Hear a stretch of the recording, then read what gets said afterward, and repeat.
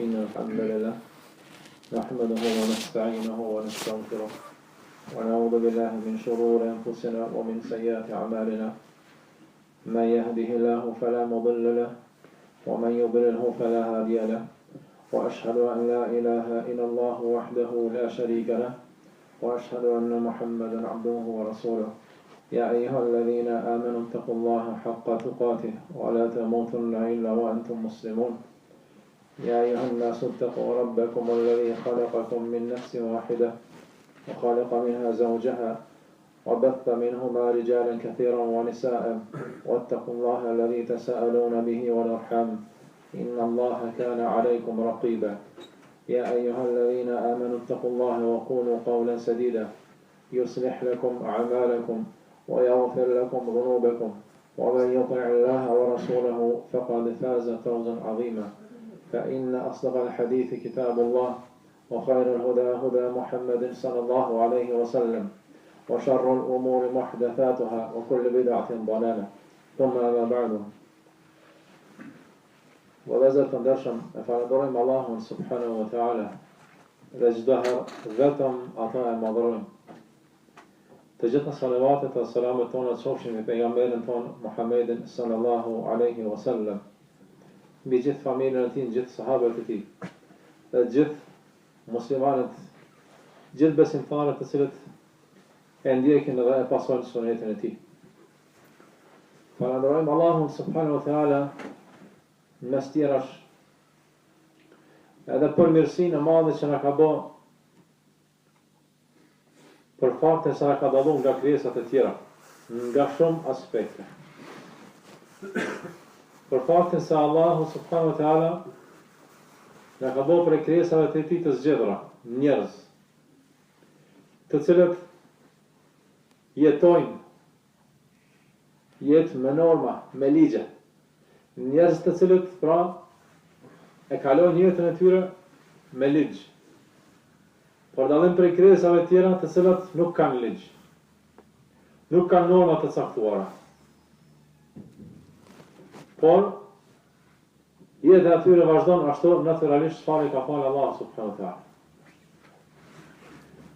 Dhe prandaj çdo falënderim, çdo lavdat e takon Allahut subhanahu wa taala që na ka zgjedhur, na ka bën njerëz të cilët dinë me jetu me ligj, me norma, me rregulla. Dhe falënderimi edhe më i madh dhe i pafundi për këtë Allahut subhanahu wa taala që na ka bërë pjesëtar të ligjit që ai vetë e ka zgjedhur. Që na ka bërë pjesëtar të Islamit, pjesëtar të normave, të ligjeve dhe të neneve të Allahut subhanahu wa taala, të cilat ai vetë i ka zgjedhur për ne. Duke ditë se Allahu subhanahu wa taala është më i mëshirshëm për ne se sa ne për vetveten tonë. Dhe prandaj Allah azza wa jall me atë mëshirë të madhe ndaj nesh, na ka zgjedhur normat edhe ligjet të cilat na ofrojnë që të jetojmë pra jetë të lumtur, jetë të rregullt, jetë me norma, jo jetë shkeleshpa. Dhe prandaj,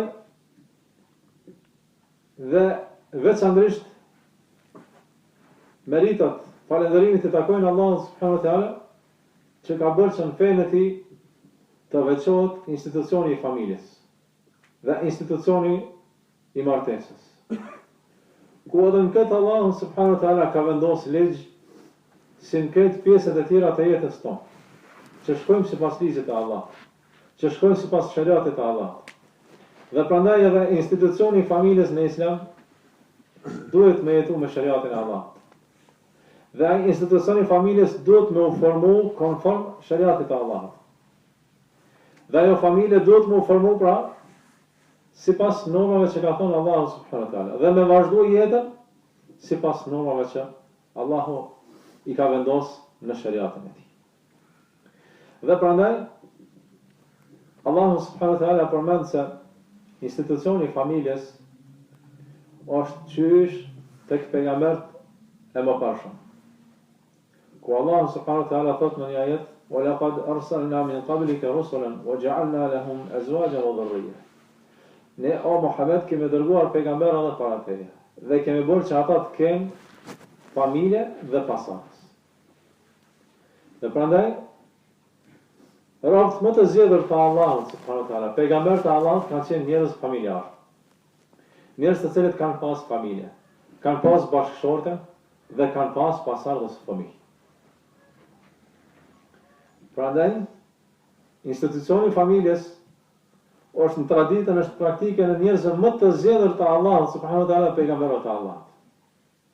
Dhe gjithashtu ishte edhe në traditën dhe në praktikën e pejgamberit tonë sallallahu alaihi wasallam, ndaj të cilit jemi të obliguar që të pasojmë dhe të ndjekim rrugën e tij dhe udhëzimin e tij. Dhe prandaj pejgamberi sallallahu alaihi wasallam, duke ditë rëndësinë e familjes në Islam, ai edhe na sjellë hadithe dhe porosi në të cilat na nxit pra që të jemi njerëz familjar.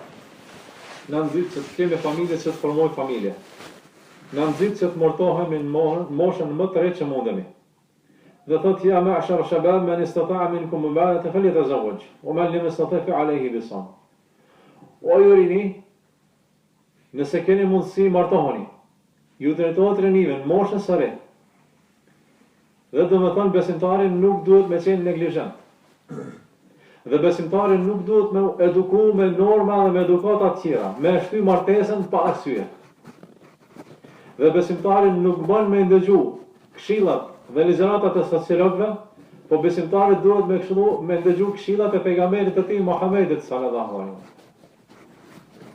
Sepse ata psikologët, ata sociologët, ata filozofët të cilët japin ligjërata dhe japin këshilla rinis, ata mundohen sa më shumë që të ashtrojnë martesën atyre. Nuk është i përgatitur njëri. Allahu azza wa jall është më i dishëm ai apo jo, po njërin është në përgatitur, nëse është i përgatitur. A pejgamberi Allahut të din më mirë apo jo? Prandaj është porosi pejgamberike që njeriu të martohet në moshën e re dhe nuk guxon të ashtrojë martesën pa arsye. Dhe veçmas kur ai jeton në një vend ku nuk ka islam, ku jeton në një vend ku ka fesad, ku ka sprova, ku ka lakuritësi, ku ka përzierje të pa kontroll mes dy gjinive. Dhe në këto vend ai shtire ka me ujtë fejnë e vetë, shtire ka me lujtë moralin e vetë, vetëm nëse i kthehet porosisë e pejgamberit sallallahu alaihi wasallam dhe martohet. Dhe prandaj, gjithashtu, duhet ta dim se njeri kur të mendoj për martesë, duhet mendoj edhe për pasardhësit e tij. Dhe vjen pyetja, si ka mundësi njeriu që të përgatitet për edukatën e fëmijëve të tij para se ata të lindin. Ne vëdim se duhet martohemi dhe në moshën më të re të mundshme. Dhe kur të dim se duhet martohemi, na vjen më një herë në mendje se duhet përgatitemi për familje, për pasardhës, për edukatën e tyre. Dhe natyrisht pra, se besimtarit duhet me eduku fëmijën para se me lind ata. Dhe çush është kjo? Dhe kjo është në hadithin e pejgamberit sallallahu alaihi wasallam. Fadhfar bi dhati din taribat yadak. Zgjedhë bashkëshortën e cila ka fe të lumshin duart. Dhe prandaj, në mënyrë që besimtari të edukojë fëmijët e tij para se me lind ata, ai duhet ta bëjë zgjedhjen e nënës së tyre. Duhet ta bëjë zgjedhjen e bashkëshortës, e cila është në fenë e Allahut subhanahu wa taala. Këtu fillon edukata e fëmijëve akoma para se me lind ata. Përgatitet shkolla e tyre.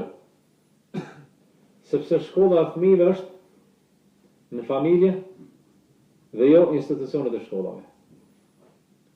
Sa i për më përgatit me shku deri në shkollë duhet me jetu në familjen e 5-6 vjetë. Aty i merr hapat, pastaj shkon në shkollë kur të përgatitet. Dhe nëse kjo fole e fëmijët, ajo është foleja pra, i cili qëndron vetëm në shtëpi 5-6 vite. Sikur se shpendi, derisa të merr krahët me vojë pa marrur, ai qëndron fole. Të gjitha i ka të gatshme nga prindërit e tij. Dhe fëmijë në moshën e vogël qëndron fole në shtëpi. Dhe kjo fole duhet të jetë përgatitur mirë. Që ai të merr hapat e parë të edukatës, dhe thot pejgamberi sallallahu alaihi wasallam, zgjidhë bashkëshortën e cila është në fenë e Allahut të nuk shënduart. Dhe prandaj, institucioni i familjes dhe institucioni i martesës në Islam ka rëndësi të veçantë. Prandaj Allahu subhanahu wa taala ka pru ligje strikte, ka pru norma që ajo familje duhet jetë ndërtuar në bazë të normave, duhet jetë legjitime, duhet të plotësojnë normat legislative që të konsiderohet familje. E ajo është arritja e nikahit të vlefshëm, martesës së vlefshme sipas ligjeve të Allahut subhanahu wa taala.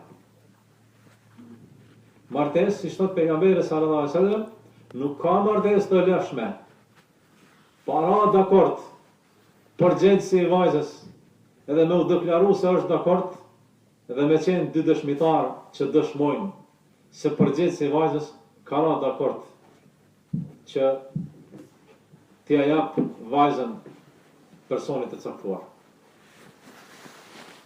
Po akon e formuar martesa në këtë formë, ajo martesë nuk është e vlefshme. Dhe nëse ajo familje formohet këtë formë, nuk është familje e vlefshme, nuk është familje në shariatin e Allahut subhanahu wa taala. Prandaj pejgamberi sa sa thotë s'ka martesë të vlefshme. Shariati i Allahut nuk e konsideron martesë. Kur një mashkull dhe një femër bashkohen dhe bashkëjetojnë, pa i plotësuar këto kushte, para dakord deklarativisht përgjegjësi i femrës, me u deklaru, me dëgju dy dëshmitarë deklaratë e tij, dhe pastaj me e shpall ata.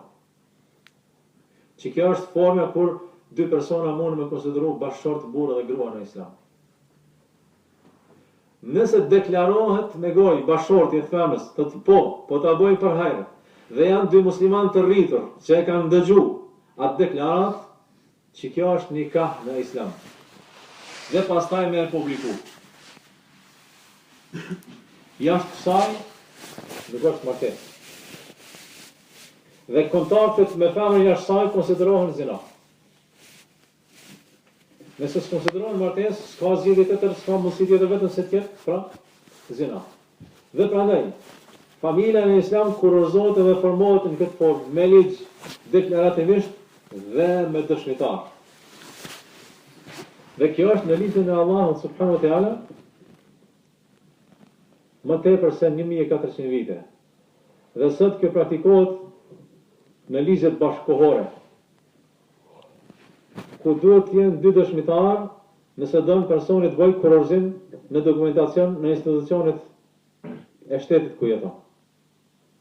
Patjetër, kurorëzimi në dokumente nuk mund të realizohet pa dy dëshmitar.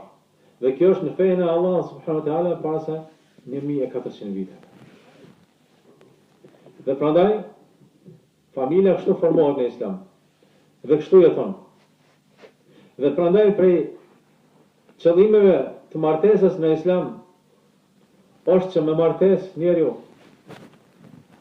të ruajë moralin, të bërë që jetë besimtar me moral të pastër, me moral besimtar.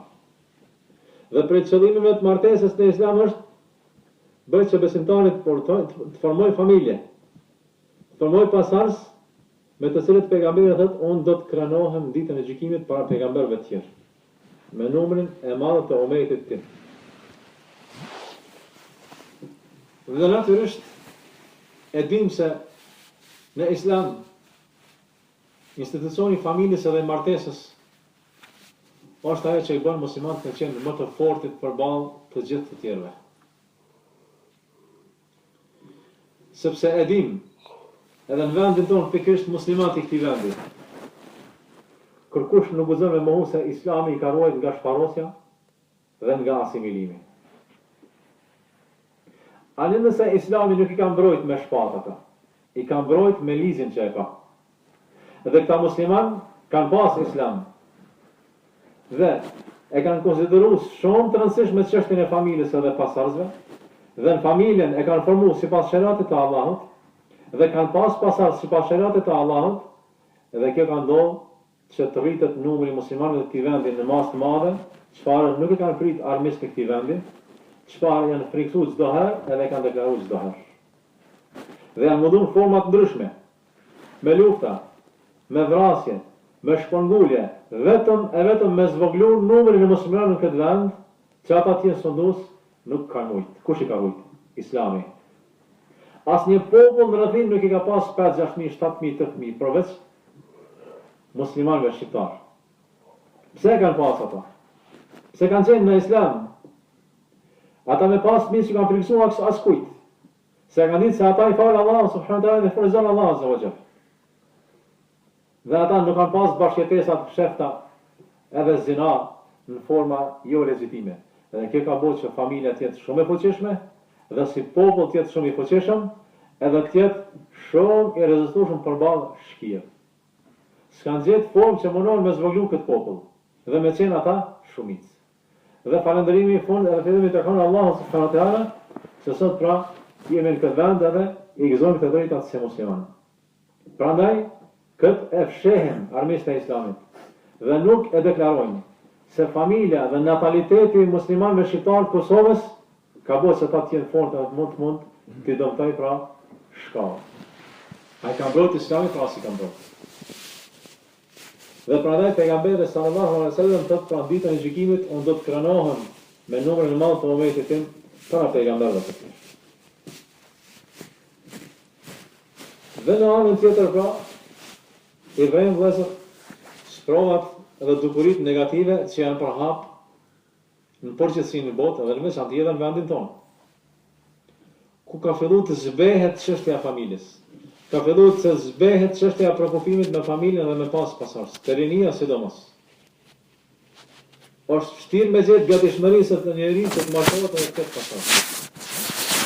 E kjo ka ardhur me departamente. Ka ardhur deri këtu për disa arsye. Dhe shumë prej arsye vetëm të thonë propaganda e tij, friksimi I rinisë, në policionate, në mësime të ndryshme se nuk janë të gatshëm për martesë, se nuk bën martohet I ri, dhe çështja tjetër përzierja e trive në mes meshkujve dhe femrave. Ka bërë që të shtohet e keqja, ka bërë që të shtohet zina, ka bërë që të formohen lidhje jo legjitime dhe që epshet e tyre të shkryjnë në harame edhe pastaj të mos brengosit a do të ketë familje apo do të ketë familje. Dhe prandaj një musliman I sotit por me mbrojt fenë e vetë, me mbrojt moralin e vetë, le ta di se martesa është një sebeb shumë I fuqishëm që do ta ruajë. Sepse pejgamberi sallallahu alaihi wasallam deklaron hadithin e tij që e cekëm në fillim, o ju të ri, kush ka mundësi le të martohet. Sepse martesa thotë është që I harron nderin atij dhe I harron shikimin. Dhe ai që s'ka mundësi le të agjerojë. Pra gjithsesi duhet me marrë masat që me ruajtë nderin e tij besimtar. Sepse ai pastaj do të ndikojë në fenë e tij. Pra një besimtar I pamoralshëm nuk mundet me qenë I qëndrueshëm edhe I fortë në dinën e Allahut subhanahu wa taala. Asisi. Dhe prandaj vetëm o porosis e veçanërisht do të thonë trive që vëdësoheni në fenë e Allahut subhanahu wa taala. Përgatiteni që t'jeni praktikues të fetë e Allahut subhanahu wa taala se ajo kthehet në dobinë e juaj në këtë botë edhe vallahi kthehet në dobinë e juaj gjithsesi edhe në botën tjetër. Aqulu ma tasma'un wa astaghfirullaha li wa lakum min kulli dhanbin fastaghfiruhu innahu huwal ghafurur rahim.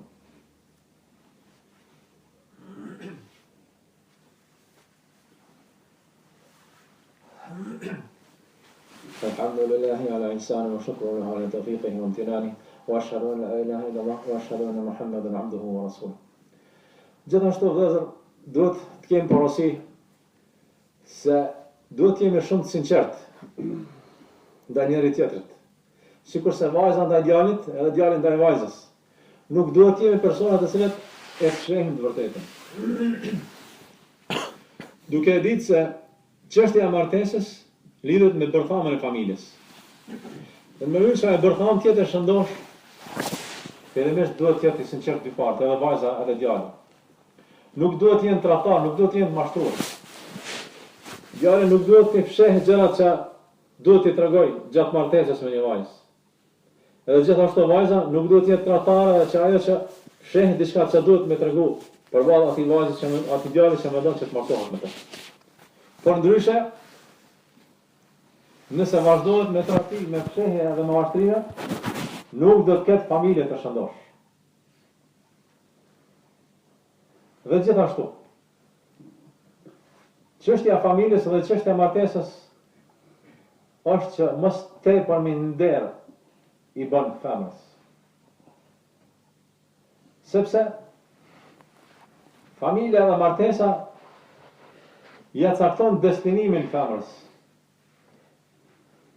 Ja cakton vendin ku do të jetoj, edhe ku do të formoj familje. Nuk do ta lën pa adresë. Çështja e eliminimit edhe zbehjes së familjes edhe martesës, femrën e lën pa adresë. Dhe siç përmendin, edhe kanë përmend shumë musliman të cilët janë hyrë në islam nga fetë të tjera. E veçmas nga perëndimi. Dhe kur kanë shku, kanë jetuar në vendet e muslimanëve, e kanë pasë sa mirë është të jetohet në familje, që të dihet kush janë ata të familjes. Ka thonë të na nuk ka kështu në perëndim. Të ne në perëndim është deklaruar tekstualisht. Edhe këto fjalë po i përcjellet për ligjëratës një prej dietarëve tonë të ndershëm, i cilën i kanë dëgjuar direkt për atij personi. Ka thonë të ne në perëndim, femra është sikurse autobusi urban. E përdor kush ka nevojë me udhëtu. Kështu është femra, ka thonë të na në perëndim. Dhe nuk është sikurse të muslimanët që ka vendin e vet, edhe gradën e lartë, pozitën kryesore kyçe në familje. Edukuese dhe formuese e brezave të ardhshëm dhe shqetësimeve ta. Ndërsa zbehja e institucionit familjes edhe martesës në emrin që po quhet sot bashkëjetesë, ka bërë që të femra të jetë pa adresë, pa status dhe pa cak se ku do të shkojë. Bashkëjetesë. As nuk kanë nikah, as nuk janë burrë gruaj, jetojnë bashkë. A ke gruaj jo? Çka është, çfarë statusi është kjo? Çfarë qëllimi i kësaj? Qëllimi i kësaj është me jetu një kohë të caktuar përkohësisht, edhe me thonë, o da marrësh po ku dush ta më gjej tjetra. Edhe me tjetrën ashtu, edhe kush po pëson to? Po pëson femra. Ja ligjet bashkëkohore çfarë drejtë është dhënë femrës. Edhe bojnë si që ka thonë e muslimani i perëndimit, sikur sa autobusin urban. Hyp edhe shdryp kush do. Kështu është deklaruar. Edhe vallahi kështu, ata të cilët i nxisin rinin që të mos martohen, që ta shtyjnë martesën pa arsye, dhe i nxisin rinin që të mos kenë martesë legjitime, po bashkëjetesë të bojnë sa të dojnë, qëllimi i tyre është pra me e bo femrën sikur sa autobusin. Sepse prap mashkullet do të ketë në stacion. Do të ketë një ndalesë dikon. Por femra do të vazhdon me mbredh.